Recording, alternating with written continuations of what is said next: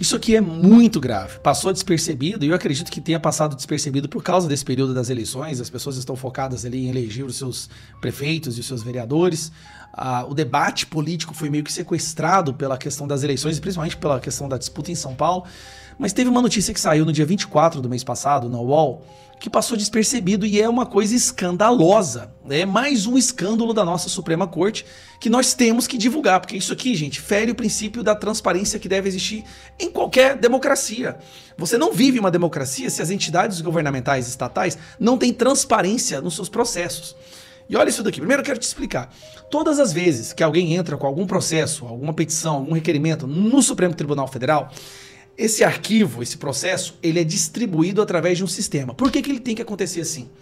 Porque senão você torna o processo viciado. Você pega um processo e se você direciona para um ministro específico, é como se você já soubesse que houve uma negociação com aquele ministro pode trabalhar a favor do réu, bom, para acabar com a corrupção. Então tem que ser feito de forma aleatória. Há um sorteio, é um sistema, um software, que faz um sorteio dos processos. Então, se você entrar com um processo, se você provoca o STF com algum processo, alguma coisa, o sorteio, o sistema vai determinar na mão de qual ministro do STF esse processo cai. E é assim que tem que ser feito.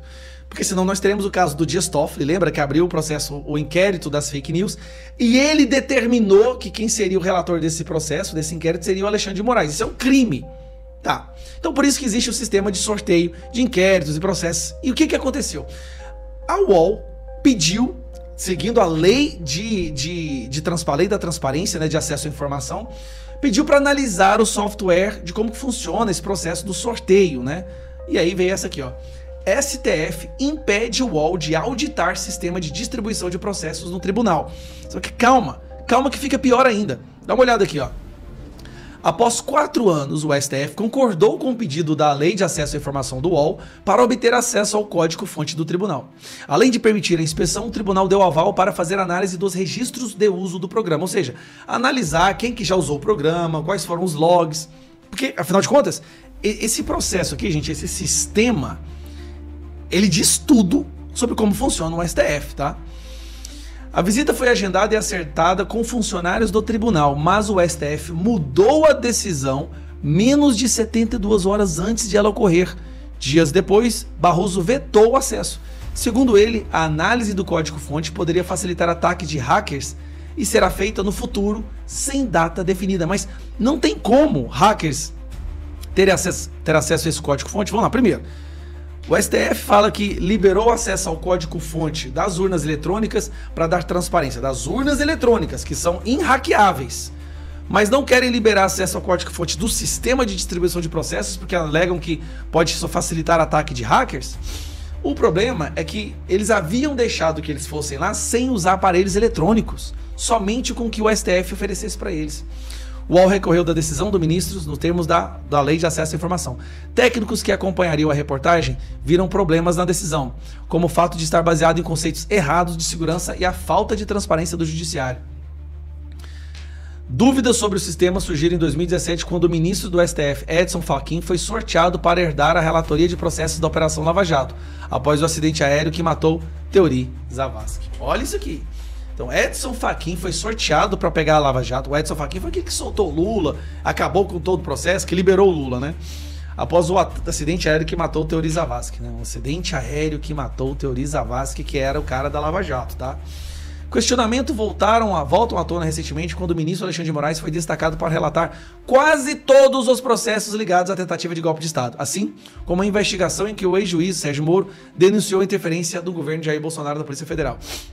Ou seja, há uma fartura de suspeitas de que esse sistema está viciado, que ele não funciona da forma que deveria funcionar. A Lei de Acesso à Informação nos dá o respaldo de poder analisar de como que funciona esse sistema, e o Barroso vetou. Na primeira decisão, Barroso viu interesse público. Em 5 de março, Barroso autorizou ao UOL analisar o sistema de distribuição de ações judiciais nas dependências do STF. Ou seja, aqui o Barroso viu que realmente era importante que as pessoas tivessem acesso de forma presencial, ficando vedada a cópia e tudo mais, para analisar como que funciona o sistema, né? E depois muda. Em abril, o UOL pediu a reserva de uma sala no Supremo para analisar o código-fonte de 9 a 13 de setembro, com a presença de 4 pessoas munidas de computadores portáteis. Durante 4 meses, o UOL informou funcionários do TSF por e-mail, telefonema e pessoalmente que levaria especialistas que residem em São Paulo e na Dinamarca. Por isso, havia necessidade de confirmar as datas para a compra de passagens de avião.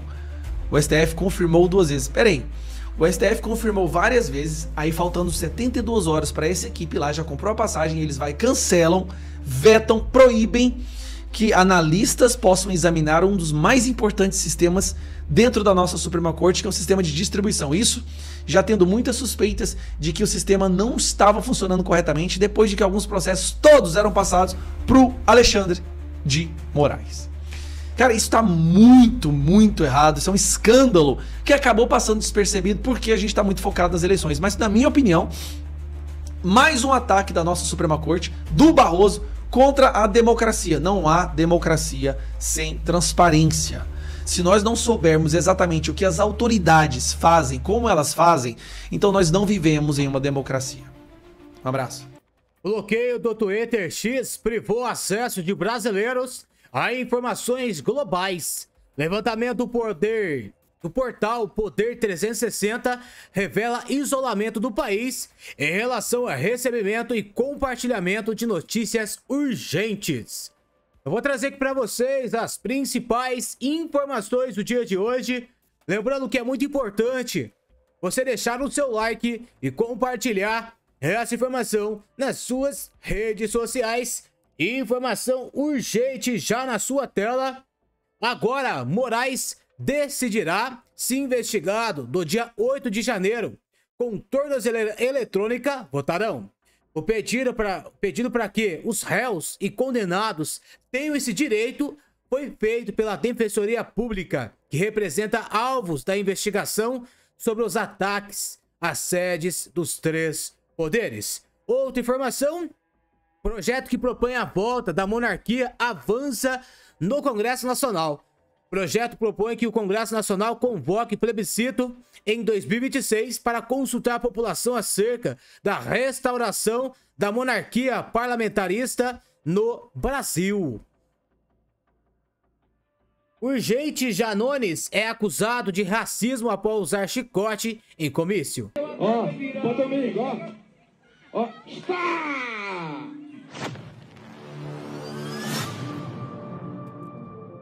Algumas cenas nos trazem memórias ancestrais que escancaram cicatrizes, marcas e feridas. Para nós negros, cenas em que o açoite e chicote são empunhados com rancor e em demonstração de ódio só nos fazem lembrar a maior vergonha brasileira, que foi a escravização do povo negro. Não podemos aceitar que representantes políticos pratiquem essas cenas e tenham esse comportamento assustador que nos tira o sono. Certamente muitas pessoas negras não dormiram essa noite, como eu não dormi. É fácil jogar nos outros o título de coronel, machista e misógino, enquanto se esconde por trás de uma máscara de revolucionário. Bater chicote maltratando mulher em público, bater chicote retirando a verba da congada, bater chicote xingando adversários. Até quando vamos ver políticos mascarados de bons mocinhos com essas atitudes? Ituiutaba não merece esse tipo de político. E o povo vai dizer não pode continuar no dia 6 de outubro. Precisamos de uma prefeitura honesta e competente. Meus amigos, preste bem atenção agora nessa outra informação aqui, que estava acontecendo um escândalo nas eleições dentro do PL. E o presidente Bolsonaro agiu rapidamente. Eu vou compartilhar aqui com vocês, preste bem atenção. A verdade é que tudo que aconteceu até agora, na verdade, foi uma preparação para inserção da direita oficialmente no mundo político. Bolsonaro, em 2018, foi apenas a cereja no bolo. Depois nós fizemos agora muitos deputados e senadores, mas não bastante ainda para ter um peso considerável dentro do Congresso. Isso porque a gente não tinha feito a base. E a base está nas prefeituras e nos vereadores. E agora nós estamos prestes a nos tornarmos o maior partido do Brasil. Mas eu entendo. Nem todo o PL é exatamente como nós gostaríamos que ele fosse. Infelizmente, já havia muitos deputados que faziam parte do partido do PL antes da entrada dessa nova leva, dessa nova geração, a geração da direita, que luta por valores e não desvia dinheiro de emendas, não faz rachadinha, não faz corrupção, luta única e exclusivamente pelos seus ideais, pelos ideais do povo brasileiro. Infelizmente, sim, tem alguns deputados que ainda estão no PL, mas a verdade é que eles não deveriam estar lá.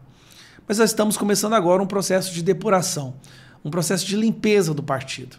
Vamos agora eleger muitos prefeitos e vereadores e vamos começar a expulsar os deputados corruptos. Bom, saiu uma denúncia da PGR recentemente, que foi essa daqui, ó. PGR denuncia 3 deputados do PL por corrupção e organização criminosa. Josimar Maranhãozinho, Pastor Gil, Bosco Costa. Pra te falar a verdade, eu nem conheço esses 3. Né? Eu tinha ouvido falar dos 2 primeiros nomes, mas esse Bosco, nunca nem tinha ouvido falar desse cara. Eles nunca estão em Brasília, parece. 1,6 milhão em emendas para a cidade no interior do Maranhão. Então o PL no Maranhão realmente é um partido que está assim, sequestrado por pessoas que não condizem com o que o PL representa hoje no Brasil. Mas tudo bem, qual que é a denúncia? Vamos lá. PGR denunciou 3 deputados federais do PL, Partido Liberal, por corrupção passiva e organização criminosa. O caso ocorre em sigilo de justiça e foi protocolo do STF em agosto deste ano. O relator é o ministro Cristiano Zanin. A denúncia foi feita a partir do relatório da Polícia Federal, que investigou o desvio de emendas em 2021. Os congressistas Josimar Maranhãozinho, 2021, então era antes dessas eleições agora, né? Bosco Costa e Pastor Gil teriam destinado verbas para a cidade de São José de Ribamar e depois pressionado a prefeitura a destinar parte para os deputados. Ou seja, isso aqui é lógico, é a principal forma de corrupção que existe em Brasília. A principal é desvio de emendas. Por isso que, na minha opinião, e aqui eu falo, ó, na minha opinião, tinha que acabar com as emendas. Emendas não deveriam nem sequer existir.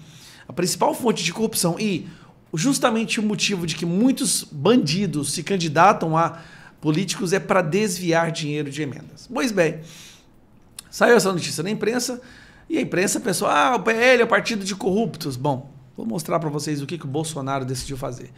Bolsonaro diz que expulsará deputados denunciados por corrupção. Então, esses mesmos 3 deputados, Bolsonaro já pediu e já determinou que esses Bolsonaros sejam expulsos do partido. O presidente Jair Bolsonaro disse nessa quarta-feira que os deputados federais do PL que foram denunciados por corrupção pela PGR devem ser expulsos da legenda. Então, né, esses 3 aí teriam destinado verbas para São José de Ribamar, que está a 30 quilômetros da capital de São Luís do Maranhão, e depois pressionando a prefeitura para repassar partes dos recursos aos congressistas. Aí o Bolsonaro disse aqui, ó, depois das eleições nós vamos dar um freio de arrumação no partido. Esses caras são costumazes em fazer besteira e tem que ir embora porque mancha todo mundo. Que gracinha, é muito bom, é isso mesmo. Então essas pessoas que infelizmente maculam a imagem do PL, que mancham a imagem do partido do presidente, devem sim ser expulsos por corrupção. Deve ser expulso quem se coliga com o PT, quem apoia a esquerda nos seus estados, quem não vota junto com o povo brasileiro.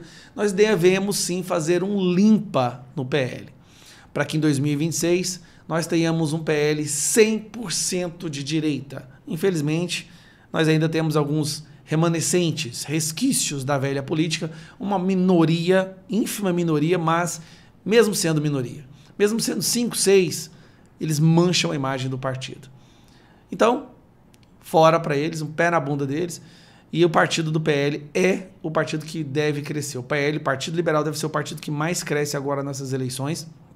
O PSD tinha uma expectativa de crescer muito, mas depois que ficou escancarado que o PSD é o partido de sustentação da ditadura, eu acho que eles farão muito menos prefeituras do que esperavam, e o PT vai ter o seu pior resultado das eleições municipais na história desde o ano 2000, não na história, mas nos últimos 24 anos o PT vai ter o seu pior resultado nas eleições municipais, o que é muito bom para o Brasil. Na verdade, a esquerda vai ter o seu pior resultado nas eleições municipais.